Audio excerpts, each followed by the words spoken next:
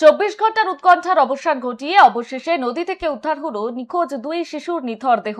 বৃহস্পতিবার দুপুরে পুরাতন মালদা পৌরসভার 2 নম্বর ওয়ার্ডের বারসাহাট ঘাটে বন্ধুদের সঙ্গে স্নান করতে নেমে আচমকাই তলিয়ে যায় অর্পণ সরকার। তার বয়স 10 বছর এবং দেব হালদার বয়স 8 বছর।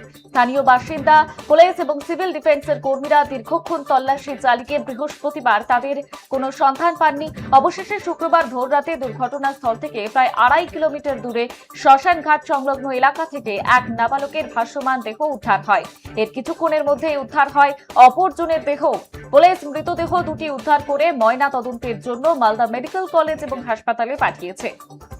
জানিয়ে রাখা ভালো, মৃত অর্পণ সরকারের বাড়ি দক্ষিণ দিনাজপুরের কুশমন্ডিতে। সে মালদার বাগানপাড়ায় মামার বাড়িতে বেড়াতে এসেছিল। অন্যদিকে দেব হালদার স্থানীয় এলাকারই বাসিন্দা ছিল। দুই নিষ্পাপ শিশুর এমন অকাল মৃত্যুতে এলাকায় গভীর শোকের ছায়া নেমে এসেছে। ঘটনাস্থলে ছুটে এসে গভীর শোক প্রকাশ করেছেন সংশ্লিষ্ট ওয়ার্ডের কাউন্সিলর বাসন্তী রায়।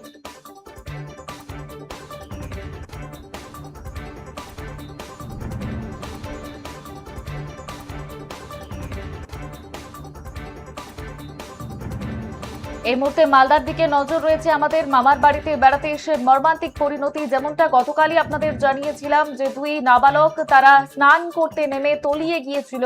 তবে অবশেষে নদীতে তলিয়ে যাওয়া দুই নাবালকের দেহ উদ্ধার করা সম্ভব হয়েছে। ইতিমধ্যেই সেই দেহ দুটিকে ময়না তদন্তের জন্য মালদা মেডিকেল কলেজ এবং হাসপাতালে পাঠানো হয়েছে।